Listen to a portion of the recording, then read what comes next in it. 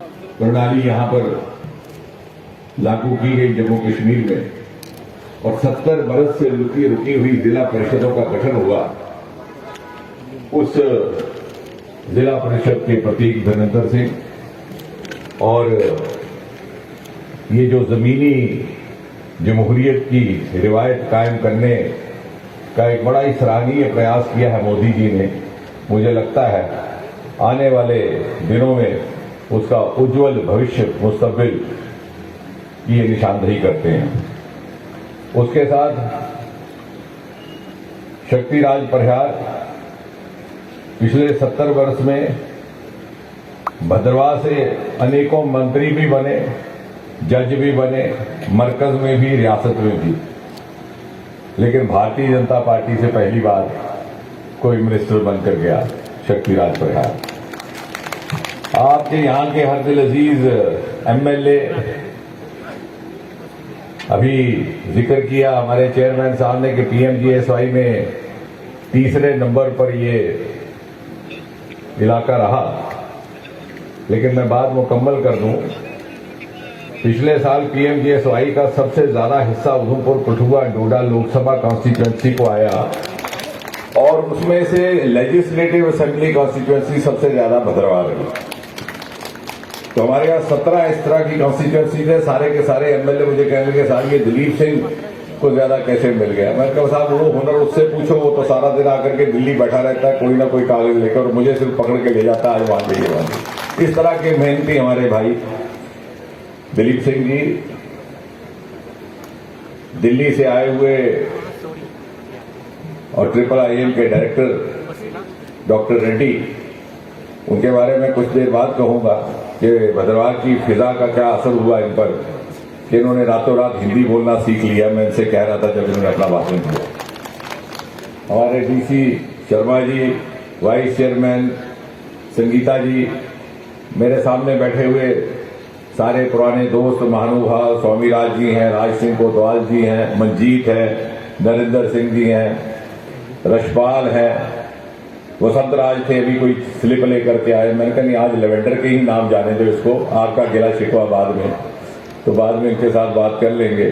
शशि गोस्वामी हमारे असर से आए, चश्मा पहने हुए लेकिन पहचाने जा रहे हैं। बिशन दास जी हैं, तारिक तीन साहब सामने बैठे हैं, सोनिया जी, और युवा मोर्चा ने जिस तरह से जोशोगुल के साथ हमारा आज ये बाइक रैली का इंतजाम किया।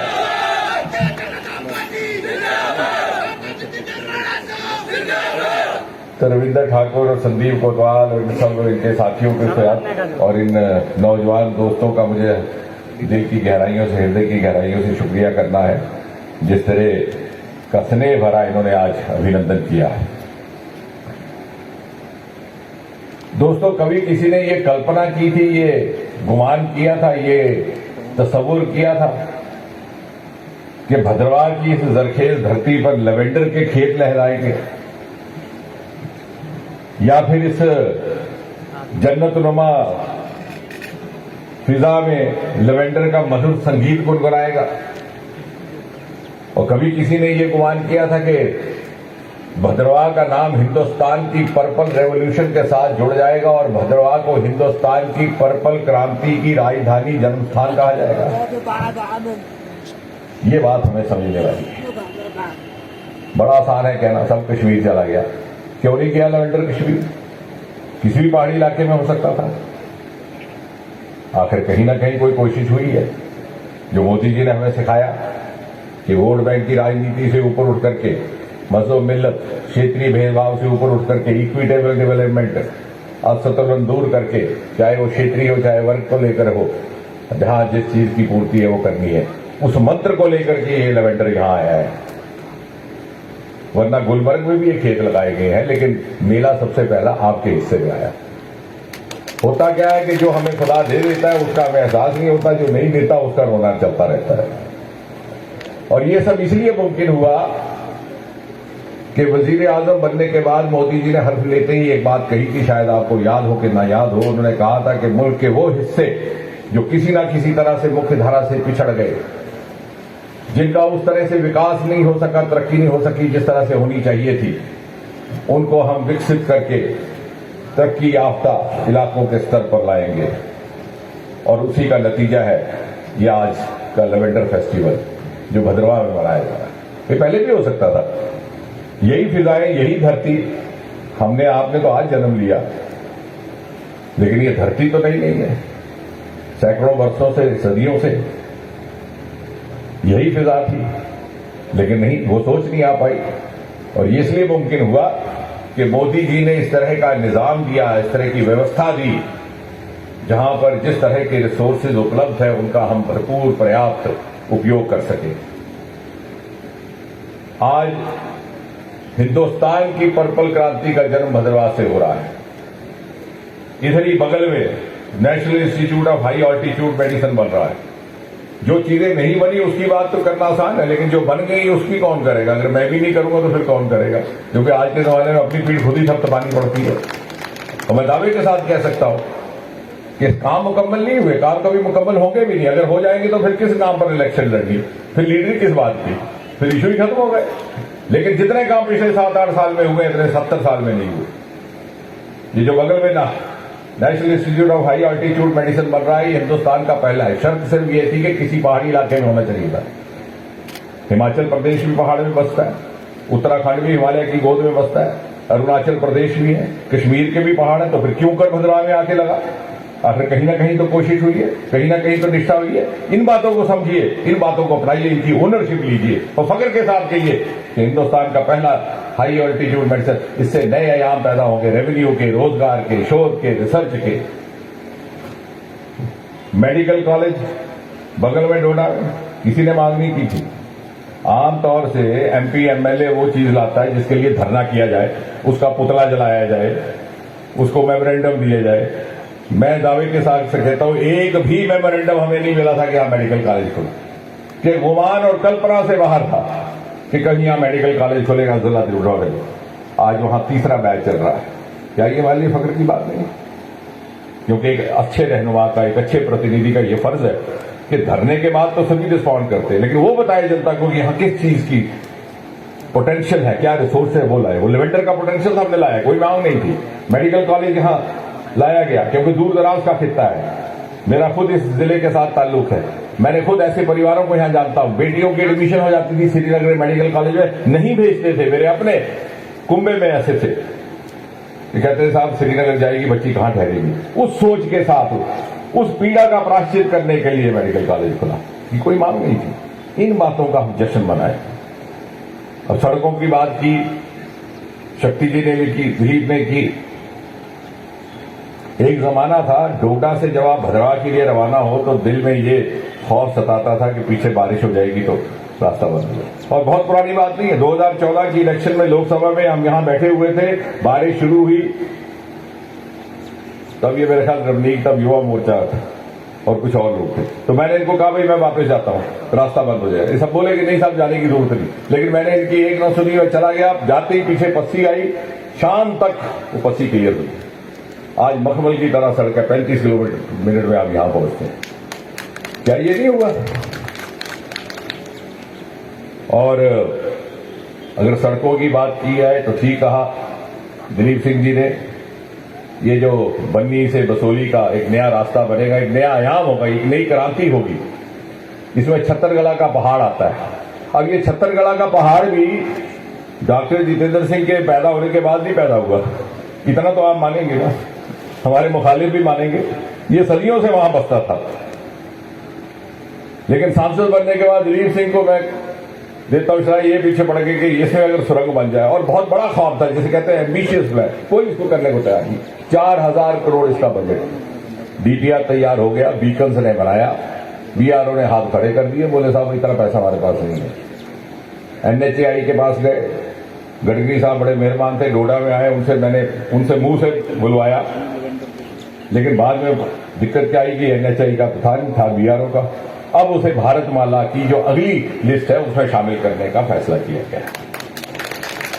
4-5 घंटे में आप यहां से डलहौजी पहुंच जाएंगे। मैं तो कह रहा हूं जैसे दिल्ली में एक डीएनडी यहां भी बनेगा, डोडा टू डलहौजी। बच्चों के लिए, विद्यार्थियों के लिए, छात्रों के लिए, व्यापारियों के लिए, नौजवानों के लिए इतनी बड़ी सुविधा और एक ऑल्टरनेटिव ऑल वेदर रोड। 12 महीने चलने वाला। इसी तरह वहां खलैनी से हमारा दूसरा हाईवे उसका चालू हो गया काम। हमने उनसे आग्रह किया पिछले हफ्ते, उन्होंने हमारी बात स्वीकार करते हुए रात को भी काम शुरू कर दिया डबल शिफ्ट में। खिलैनी मरमत गोवा से होता हुआ सुध महादेव निकलना, और बीच में एक लिंक रोड उसको कलुस्ता से भी जोड़ेगी और हम्बल भी जोड़ जाएगा। कालजीवार का पहाड़ी भी ये बात कर रहे हैं, चंबा 6 किलोमीटर की सुरंग बनेगी, उस तरफ चंबा है।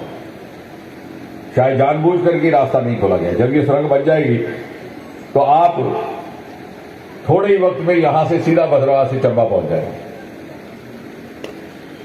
फ्लाईओवर बनाए बगैर एक फ्लाईओवर बन जाएगा इस टनल के माध्यम से, उसका भी सीआरएफ में मंजूरी हो चुकी है। ये सारी ऐसी ऐसी बातें, बहुत बड़ी बड़ी बातें हो रही है। किसी की ट्रांसफर ना हुई है तो कोई बात नहीं, वो भी करवा देंगे, लेकिन मेहरबानी करके जो बड़ा काम हुआ है अगली नस्ल के लिए काम हुआ है। ट्रांसफर तो काम करवाने से सिर्फ दामाद खुश होता है या बहू खुश हो जाती है जो कोसती है ससुर को, लेकिन इससे ये हमारी नस्ल, ये जो सामने खड़ी है जिन्होंने सुबह बाइक रैली निकाली, ये इनकी नजर है, इनके मुस्तकबिल की नजर। कुछ बड़ी सोच लेकर के हम मोदी जी के आशीर्वाद से अपने आप को लाभार्थी समझे, बजाय इसके कि अपनी सोची नजरिए से चले। गंढों में पहला डाकखाना 70 साल के बाद 2 साल पहले बना, और पहली branch state bank of India की। ये क्यों कर हुआ, इसका सवाल जवाब हम घर जाके सोचें, लेकिन ऐसा हुआ। डिग्री कॉलेजेस की बारिश लग गई इसी जिला में, मरमत, कास्तीगढ़। अगर हमने वोट बैंक की राजनीति करनी होती तो वो देखो, वो चशमदीद गवाह है, डीडीसी के चुनाव में हरा दिया इसको मरमत ने, शक्तिराज परिहार को, लेकिन इन्हीं के आग्रह पर डिग्री कॉलेज वहां बनाएगा। तो मोदी जी ने हमें सिखाया है जिस चीज की जहां जरूरत है, कि वो दूर दराज का इलाका है, वोट मिले कि ना मिले बाद में जनता फैसला करेगी।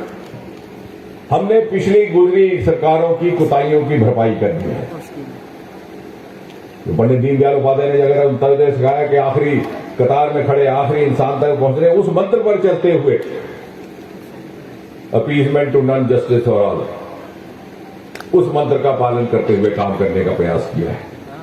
और जो वोट देने वाला व्यक्ति है वो समझता है, सोशल मीडिया नहीं जिस वोट देता, जिसको जो लाभार्थी है वो वोट देगा, और उसको समझ आ रहा है। और ये इसलिए मुमकिन हुआ कि हमने किसी और कंसिडरेशन के बगैर ये काम करने का प्रयास किया है। इसी तरह से जो मोदी जी की स्कीमें आई हैं, जो यहां भी पहुंची हैं, बिना मजहब में मिल्लत के। उस दिन यूपी के चुनाव में मैंने लखनऊ में खड़े होकर के कहा था कि बहुत बड़ा ऐसा तबका है खातून का जो आकर के हमें वोट देगा। आज बोल नहीं सकती, लेकिन उनके मन में है सुरक्षा, सुविधा, सम्मान, तीनों मोदी जी ने दिए। जिनको कभी टॉयलेट नसीब नहीं था, उनको शौचालय बना करके उसके ऊपर इज्जत घर का बोर्ड लगाया। तो पूछा नहीं घर हिंदू का है कि मुसलमान का है, कि दलित का है कि ठाकुर का है। हमने यहां एक पॉलिटिकल कल्चर बदलने का प्रयास किया है, और इसकी सबसे ज्यादा समझ आने में भी शायद थोड़ा वक्त लग जाए, अगली पीढ़ी को समझ आएगा। लेकिन एक बात का मुझे संतोष भी है और तसल्ली भी। अब हमारे मुखालिफ जो भी कहे दूसरी पार्टियों को, तो कहना ही आखिर इलेक्शन भी लड़ना है, राजनीति भी करनी है। ये तो कह नहीं सकता कि वाह वाह वाह, तो फिर वाह वाह करेंगे तो हमारे खिलाफ इलेक्शन कैसे लड़ेंगे। लेकिन बजाहिर वो चाहे हमारी नुक्ताचीनी करें, मन ही मन में हमारे जो लाए हुए प्रोजेक्ट्स है उसका फायदा भी भरपूर ले रहे हैं। और यकीन जानिए, ये लेवेंडर आ गया, हमारे साथी अभी रो रहे हैं कुछ और बातों को, लेवेंडर का लाभ वो ले जाएंगे जो बाहर से मुखालिफ है और अंदर से फायदा लेते हैं। नाशरी का टनल बना बगल में, साहब बना ही नहीं है, तो हमने शुरू किया था। लेकिन जो कहते हैं कि नहीं बना, वही 1.5 घंटे का सफर पर जाकर के सबसे पहले गाड़ी इसमें से निकालते हैं। और वो हमारे लिए एक प्रायश्चित है, वो हमारा विंडिकेशन है। यानी प्रत्यक्ष रूप से हमारा विरोध किया जा रहा है, क्योंकि स्वाभाविक है, करना है, लाजमी है, दूसरी पार्टी के लोग हैं।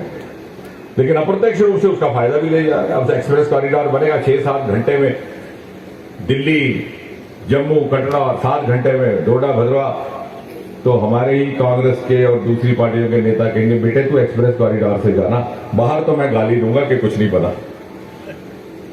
यही हमारे लिए शाबाशी है।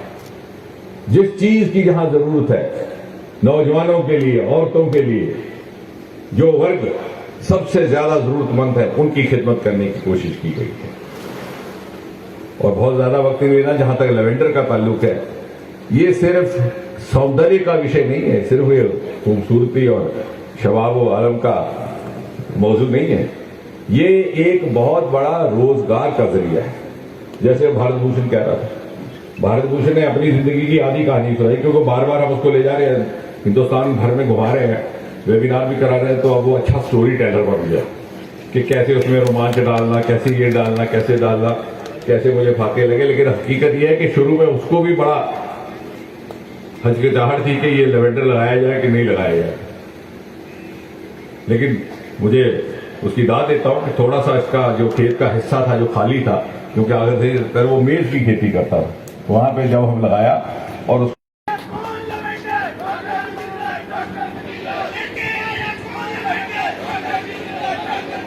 ये समझने और भारत भूषण और दूसरे लोगों और दूसरे बच्चों से ये समझने की जरूरत है कि कोई भी सरकार, दुनिया का कोई भी मुल्क क्यों ना हो, कितना तरक्की याफ्ता क्यों ना हो, हर नौजवान को तनख्वाह याफ्ता सरकारी नौकरी नहीं दे सकती। वो जमाना चला गया जो झूठ बोले इलेक्शन के टाइम, सब माफ है जी, बोल दो झूठ, बाद में किसने पूछना, या चलते फिरते झूठे आश्वासन देते जाइए। आज ये बच्चे साफ गोई से बात करने के आदि हैं और वो तवक्को रखते हैं कि हम इनसे बात करें, यू कन्विंस मी और माई कन्विंस मी। आप बाप बेटे के साथ, बेटा बहस करता है बाप के साथ, उसने उस मुहिम ने जोर पकड़ा, लेकिन यहां कुछ एक वजूहत थी। अब व्यवस्थाएं बदली हैं 5-6 अगस्त 2019 के बाद। अब यहां वक्त आ गया कि हम उसी गति से आगे बढ़े और हम जो जनप्रतिनिधि हैं, हमारा ये फर्ज बनता है, ये जो ओपिनियन लीडर्स है, ये जो मीडिया के साथी, कि हम वो मानसिकता बदलने का प्रयास करें। लेवेंडर तो आ गया लेकिन मानसिकता नहीं बदली, तो फिर क्या करेंगे? वो कहते हैं I see what the mind knows. अब माइंड नहीं बदल रहा, तो मानसिकता से सरकारी नौकरी निकालनी है अब सबसे बड़ी चुनौती और चैलेंज है। और कोई भी स्टार्टअप कामयाब तब होता है जब उसको रोजगार के साथ जोड़ दिया जाए, उसे सस्टेनेबल बनाया जाए। और जब किसी बच्चे को यह महसूस होगा, और इसी लेवेंडर का काम देखते हुए 2 बच्चे बीटेक किए हुए अपनी कारपोरेट नौकरियां छोड़ करके आए हैं, हमने उनके भी कार्यक्रम कराए जम्मू में। वो कहते हैं साहब हम सुबह 8 बजे से लेकर रात को 10 बजे तक कंपनी की नौकरी करते थे, बदुआ मजदूरों की तरह। हमने देखा ये भारत भूषण, ये तो मजा ले रहे, खेतों में गीत भी गा रहे हैं और हमसे 4 गुना कमाई कर रहे हैं। और चूंकि उनके पास टेक्निकल नो हाउ थी, उनमें से एक बच्चे ने कहा कि हमने 6 महीने में अपनी लेवेंडर की कमाई डबल कर दी। तो मैंने उससे कहा कि बेटा, मोदी जी ने कहा था कि डबलिंग फार्मर इनकम 2022, तूने 21 में ही कर दी, ये पिछले साल की बात है। तो जब इसको रोजगार के साथ जोड़ दिया जाए और जब नौजवान को ये समझ आए कि इसमें कितना मुझे मुनाफा है, तो वो इसके साथ जुड़ेगा। लेकिन उसकी जागरूकता पैदा करने का काम हमने करना है। अगर हम ही उसको कहेंगे नहीं, तू लीडर के घर सुबह चक्कर लगा, एमएलए के सुबह खड़ा हो जाया कर, उसको बोल एक सिगरेट की डिब्बी पे लिख दे कोई नौकरी मिल जाए। वो पुराना जमाना जाता रहा, सिगरेट की डिब्बी पे नौकरियां मिलती थी। आज तो इंटरव्यू भी खत्म हो गए। लीडर अपने बेटे को भी इज्जत याफ्ता नौकरी नहीं दे सकता, पूरा ऐसा सिलेक्शन प्रोसेस है। लेकिन अल्टरनेटिव मोड्स जो हमारे स्टार्टअप्स के हैं वो इतने ल्यूक्रेटिव हैं, इतने आकर्षक हैं, हम उसकी तरफ नजर दौड़ाएं। और अगर बाकी प्रदेशों में ऐसा हो सकता है जैसे मोदी जी ने कहा, तो यहां क्यों नहीं हो सकता? मैं कह रहा था कि कई बार ऐसा महसूस होता है। अभी हम 4 दिन पहले चेन्नई में थे और मुझे हैरत हुई, एक नौजवान लड़का, इत्तेफाक से पहले वो विद्यार्थी परिषद में होता था, उसने वहां पर स्नो पार्क खोल डाला। स्नो पार्क का तस्वर के आप उसमें गेट में टिकट लेके घुसिए तो -10 डिग्री टेम्परेचर, जैसे सोनामर्ग, जैसे ऊपर के पहाड़, कोई स्लाइडिंग कर रहा, कोई बच्चे घूम रहे हैं, कोई स्कीइंग कर रहा। वो आर्टिफिशियल ऐसा स्नो उसने बना दिया कि लोग आके 10-10, 20-20 हजार रुपए की फीस लेकर के वहां बच्चे लेकर के घूमते हैं। यही स्टार्टअप है, यही क्रिएट इनोवेशन। जमाना है इनोवेशन का। जितनी इनोवेशन करिए, जितना वक्त लगाइए, उतनी आमदन होगी। लेकिन हमें अपने मन से निकालना है कि 10 से 4 की नौकरी मिल जाए, उसी के बीच में खाने की भी छुट्टी करनी, उसी के बीच में बाजार से सौदा लाने की भी छुट्टी करनी, उसी के बीच में बच्चे की फीस भी जमा करानी और घर में तनख्वाह आ जाए। अगर हमारी तरक्की याफ्ता सोच होगी तो मोदी जी ने ऐसे ऐसे आयाम पैदा किए हैं। हमारा इसरो का डिपार्टमेंट है स्पेस टेक्नोलॉजी, आज तक बंद था, पिछले साल उसको प्राइवेट सेक्टर के लिए खोला गया। साल भर के अंदर 60 स्टार्टअप है, उनमें से एक बच्चा जम्मू का है, 12 साल का एक सिख परिवार का बच्चा, वो भी स्टार्टअप बन गए। तो मैं ये कहने का मतलब है कि आपके दरवाजे पर, आपकी दहलीज पर ये लेवेंडर आया है। इसका आप फायदा ले सकें कि ना ले सकें, ये हमारे ऊपर है। अगर नहीं ले सकेंगे तो दूसरे बच्चे आकर लेंगे। हमने नॉर्थ ईस्ट में एक मुहिम शुरू की थी, वायबिलिटी फंड देना नए स्टार्टअप को, उसकी जो लागत होगी, और हम भी दे रहे हैं इस महकमे की ओर से सपोर्ट। तो नतीजा ये हुआ कि गुजरात और कर्नाटक से आकर के बच्चे उसका लाभ लेने लगे, क्योंकि कुछ एक प्रदेश बहुत आगे बढ़ चुके हैं। अगर आप गुजरात में किसी नौजवान से कहिए कि तूने सरकारी नौकरी के लिए अप्लाई किया कि नहीं किया, तो वो अपनी तौहीन समझता है। वो समझता है कि इन्होंने मुझे और किसी काबिल ही नहीं समझा, कि दुनिया इतनी आगे बढ़ गई। अभी 2 ही महीने पहले हमने एक फंडिंग की है, एक लोन दिया है, डे लाइट हार्वेस्टिंग, आंध्रा के एक ऐसा ग्रुप है, यानी दिन की रोशनी को, सूरज की रोशनी को कैप्चर करना, जैसे एसी की डक्ट में, और उसको अंडरग्राउंड पार्किंग पे ले जाना, वहां भी रोशनी धूप की हो जाए, इस तरह से वो रिफ्लेक्टर लगाए हुए। कहने का मतलब कि नए नए आयाम एक एक दिन में खुल रहे हैं, और इसलिए मेरी ये इल्तिजा रहेगी। बहुत ज्यादा और विषयों पे बात करने की जरूरत नहीं, हालांकि मुझे नहीं मालूम मीडिया वालों की प्यास मैं बुझा पाने में सफल होऊंगा नहीं, कि वो सोचते हुए मैं कुछ बोलूं, यासीन मलिक कुछ फलां ने गाली दी ये। लेकिन मुझे आप इतनी आज मोहलत दीजिएगा कि मैं सिर्फ इन बच्चों के साथ मुखातिब हूं, ताकि हम थीमेटिक ढंग से थीम लेकर लेवेंडर की बात कर सके।